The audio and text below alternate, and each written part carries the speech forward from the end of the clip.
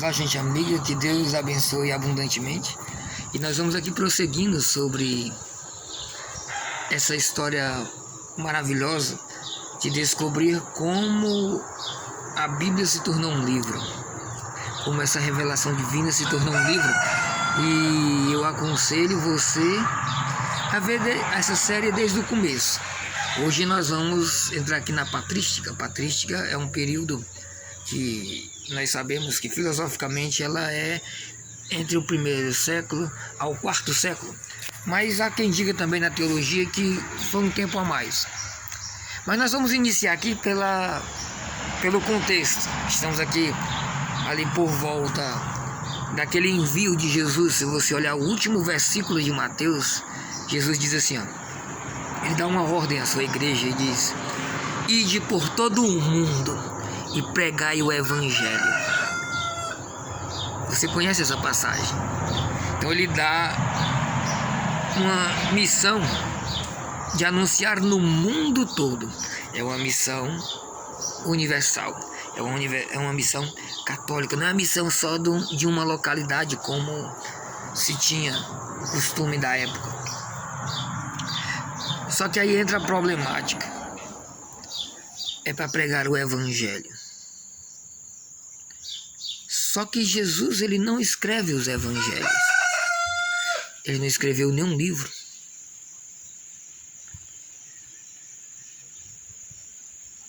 Esse livro, até então, não se tem. O único livro que os cristãos tinham era a Septuaginta, era o Antigo Testamento.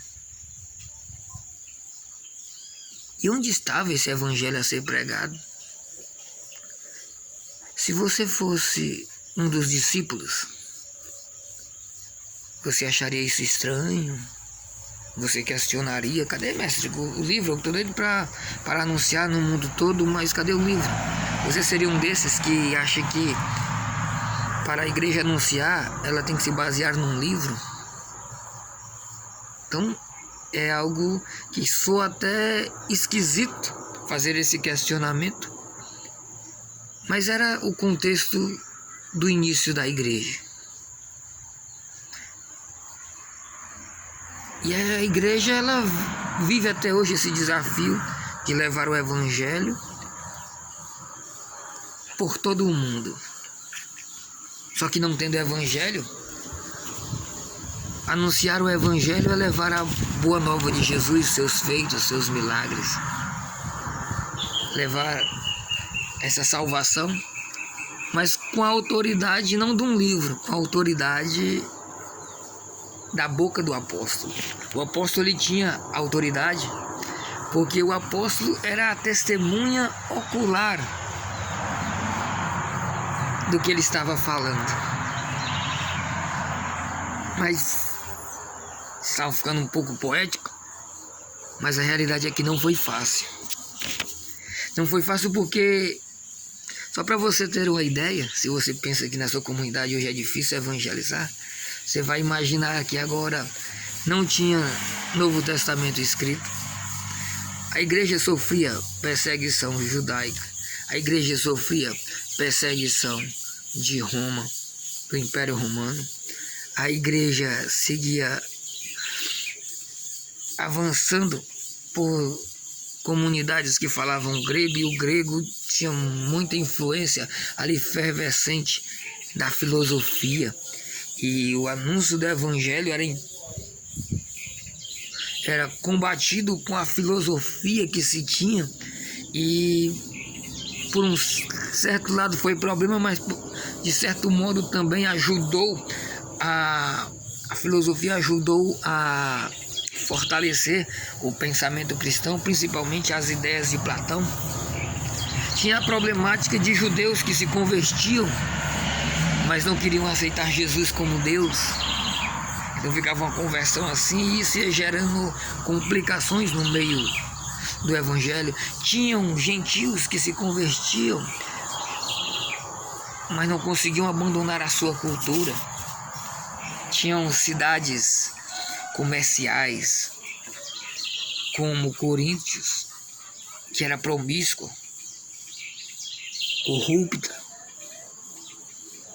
que Paulo escrevia as cartas e eles davam fim nas cartas.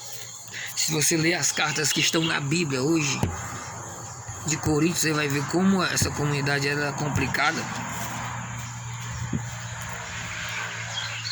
Então, tinham conversões e as pessoas eram rebeldes. Tinham cristãos que também, ao se converter, não acreditavam na autoridade dos apóstolos e achava que estava movido pelo Espírito Santo e que entrava dentro da missa para atrapalhar. Chegava movido pelo Espírito Santo, começava a fazer um show. Isso no primeiro século, viu? Começava a fazer um show, não queria seguir as autoridades dos apóstolos e começava a atrapalhar a oração.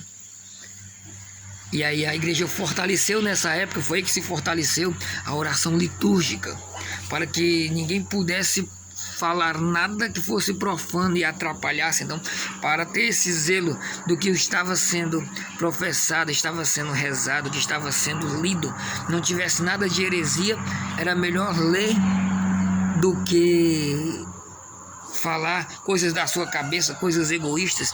E a oração, ela passou a ter um sentido de coletividade. Todo mundo faz aquela oração e a gente diz amém, não tem medo de ter heresias. Então foi um período também sobre discussão sobre Jesus, sobre a sua pessoa, a sua divindade. Eu quero mostrar aqui alguns personagens da época, né, e que você pode depois pesquisar para você ver a riqueza teológica dessas pessoas, desses primeiros cristãos. Então, como eu disse, começou os discípulos ensinando, só que os discípulos, eles iam formando comunidades e eles iam autorizando e formando bispos, né, mostrando ali a sua sucessão. Então, entre eles, aqui tem o Clemente de Roma. Você pesquisa, Clemente de Roma, ele foi discípulo de Paulo. Paulo fala muito de Clemente de Roma. E é Clemente de Roma porque ele morava em Roma. E também para diferenciar de Clemente de Alexandria, né, que morava ali no Egito. Então, depois você vê Inácio de Antioquia, você vê que lá no Atos dos Apóstolos, a igreja, ela entra em Antioquia e ali monta uma diocese. E Paulo ordena Inácio de Antioquia para tomar de conta. Foi um bispo católico. Interessante que as primeiras ordenações já eram de bispos católicos, né? E aí você vê os escritos de Inácio de Antioquia. Inácio de Antioquia escreve uma carta a Esmirna, né, onde no primeiro século ele já diz: onde tiver um bispo católico está a Igreja de Cristo. Interessante, um documento, uma carta do primeiro século. Depois você vê aí Atanásio, Policarpo. Policarpo foi discípulo de João. João foi o último dos evangelistas a morrer, né? E aí Policarpo se torna bispo em Esmirna. Esmirna, essa que foi uma das destinatárias do evangelho do Apocalipse, onde ele escreve as cartas. Uma delas era a Esmirna. Também tem Irineu de Lyon, tem Orígenes, Tertuliano. Veja todos esses pais da igreja. Por isso que é um período de patrística, é um período dos pais, a origem da igreja. E é importante você saber disso, porque quando você entende, pesquisa, o que eu estou dizendo aqui é passivo de questionamento, porque são fatos históricos. Quando você começa a pesquisar, você começa a notar que quando dizem que a igreja só começou a ter bispo, só começou a ter instituição com Constantino, que foi Constantino que fundou a igreja, aí você não precisa mais ser enganado com essa informação, porque agora você já está sabendo que 300 anos antes de Constantino nascer, já existiam bispos católicos ordenados pela sucessão apostólica. E aí tem muitos outros, né? Esse aqui é um período vasto. E nesse período, a comunicação era visita e falando, como também cartas, né? Nós observamos que Paulo, nas cartas dele, ele sempre cita que visitou antes. Então, era visitando e mandando cartas. Essa era a comunicação que a igreja tinha, né? E eles sempre reforçavam a história do Novo Testamento. Eles sempre reforçavam os feitos apostólicos para começar a ensinar esse novo anúncio, esse evangelho. A todo momento chegavam cartas de apóstolo para as pessoas, né?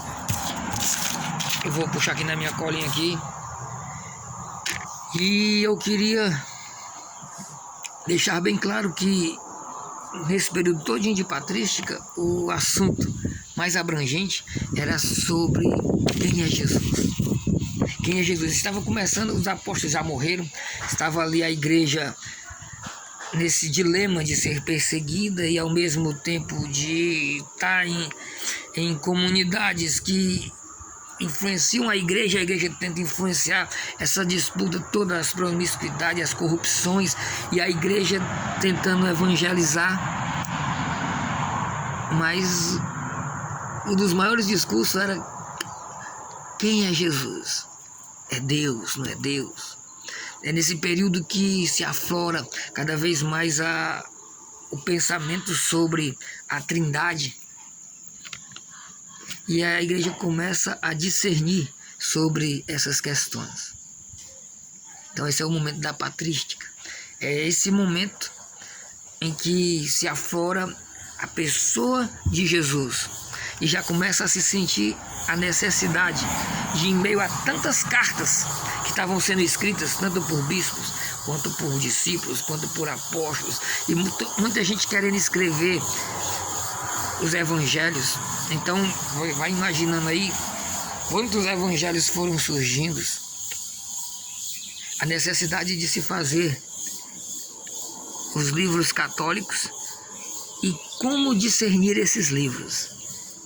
E aí, esse próximo passo nós vamos, a partir do próximo vídeo, entender.